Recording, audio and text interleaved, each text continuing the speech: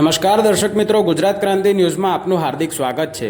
વડોદરાના આજવા નિમેટા રોડ પર આવેલ સિકોતર માતા મંદિર પાસે અકસ્માત સર્જાયો હતો। બોલેરો પિકઅપને અકસ્માત નડ્યો હતો।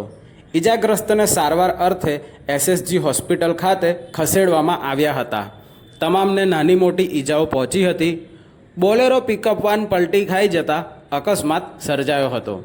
10થી વધુ લોકો ઈજાગ્રસ્ત થયા હતા। શ્રમિકો પોતાના કામ અર્થે જતા હતા। ડ્રાઈવરે કાબુ ગુમાવતા ઝાડ સાથે પિકઅપ વાન અથડાઈ હતી।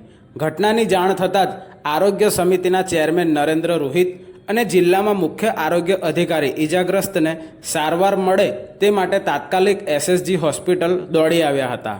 તમામને સારવાર મળે તે માટે વ્યવસ્થા ગોઠવાઈ ગઈ હતી।